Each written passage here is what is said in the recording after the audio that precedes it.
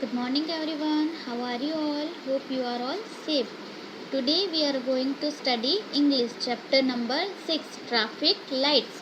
In our previous video we learned activity 1 to 7. Today we are going to study activity 8. Read the pairs given here. Cars ply, ships sail. The word ply describes the movement of cars. Similarly, the word sail describe the movement of ship. Sail है वो ships की movement दिखाता है और ply है वो cars की movement दिखाता है. ठीक है. Look at the words given below and match them. Verify the answer with your friend. यहाँ पे कुछ वर्ड्स दिए गए हैं और ये यहाँ पे उनकी कुछ मूवमेंट्स दी गई है, उसको हमें मैच करना है. ठीक है. जैसे कि एग्जाम्पल में दिया गया है रिवर, तो फ्लो यानी कि वो बहती है, फ्लो यानी कि बहना. दूसरा है फ्लैक्स. फ्लैक्स क्या करता है? लहराता है. तो उसका आंसर आएगा फ्लटर. फ्लटर यानी कि लहराना. ठीक है. तो इसको हम ऐसे एरो करके फ्लैटर पे रखेंगे. ठीक है. Then kangaroo. कंगारू क्या करता है? यस, कंगारू जंप करता है. तो हम यहाँ पे जंप के सामने एरो करेंगे. ठीक है. Then trees. ट्रीज है हमेशा हिलता और डुलता रहता है, तो उसको क्या आएगा? उसको कहते हैं स्वे. हिलना डुलना, दैट मीन्स स्वे. सो हियर इज स्वे. क्लियर. स्वे यानी कि हिलना डुलना. पेड़ जो है वो हवा की वजह से हिलते डुलते हैं, इसलिए उसे स्वे कहते हैं. और क्लाउड्स. क्लाउड्स जो है वो एक कलेक्शन है. ठीक है. तो कलेक्शन को कहते हैं ड्रिफ्ट. तो क्लाउड्स में आएगा ड्रिफ्ट. Then birds. बर्ड्स क्या करते हैं? यस, बर्ड्स फ्लाई करते हैं. सॉरी, बेबीज है उसके आगे. बेबीज क्या करते हैं?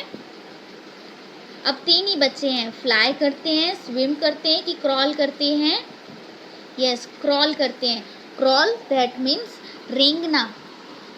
बेबी छोटे होते हैं तो वो चल नहीं सकते हैं, इसीलिए वो रेंगते हैं. तो हम क्रॉल की ओर एरो करेंगे. ठीक है. नेक्स्ट है बर्ड. बर्ड क्या करते हैं? फ्लाई यानी कि उड़ते हैं. And the last one fish and swim. तो हम फिश को स्विम के साथ मैच करेंगे. ठीक है. वो हमेशा स्विम करती है. क्लियर. ये जो एक्टिविटी है वो आपको अपनी बुक में लिखनी है, नोटबुक में. ठीक है. जैसे कि मैंने यहाँ पे किए हैं वो आपको अपनी नोटबुक में लिखने हैं. ठीक है. Now take turns to the come to the front of class and say each pair and mind the action. वो हमें आपको एक्शंस करके आपको दिखाने हैं कि फिश ऐसे करते हैं, रिवर्स ऐसे बहते हैं, ट्रीज ऐसे हिलते डुलते हैं, कंगारू कैसे जंप करते हैं. ठीक है.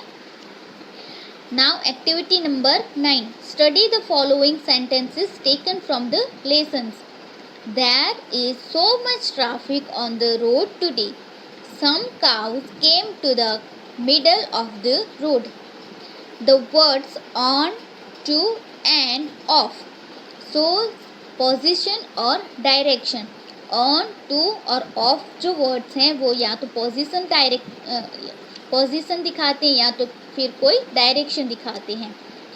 सम of words of the same type are in, into, under, over, near, between, behind, beside, above. Now look at the picture and fill in the blanks using given words. ये जो कुछ यहाँ पे वर्ड्स दिए गए हैं जैसे कि in, into, under, over, near, between, behind, beside, above, इस वर्ड्स को यूज़ करके इस पिक्चर को देख के ये जो ब्लैंक्स है वो आपको फिल करनी है. ठीक है. चलो देखते हैं. The clock is blank the wall. अब इसमें क्या आएगा? बताओ क्या आएगा?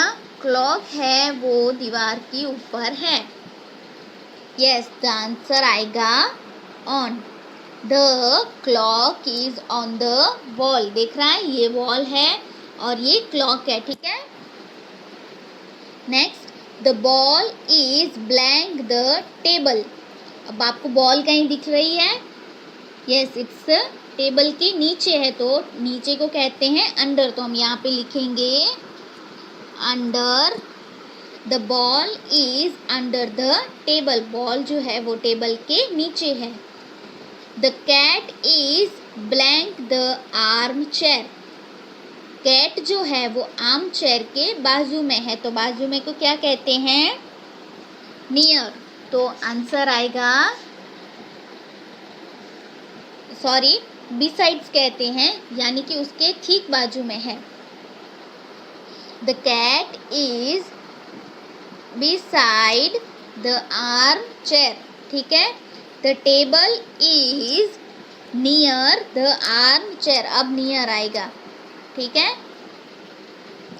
बिसाइड यानी कि बहुत नज़दीक और नियर यानी कि थोड़ा पास में। ठीक है। ये जो टेबल है उसके पास में ये आर्म चेयर है, और ये जो कैट है वो आर्म चेयर के ठीक बाजू में है। ठीक है। Clear everyone? इसी हिसाब से आपके ये जो बाकी भी ब्लैंक्स हैं वो भी आपको फिल करने हैं। ठीक है। Work in a pairs. Look around the classroom and ask each other 3 questions such as where is the duster, where is my pencil, etc. Answer by saying on the table, in your pencil box, etc. Write down the 6 sentences and answer the following tables.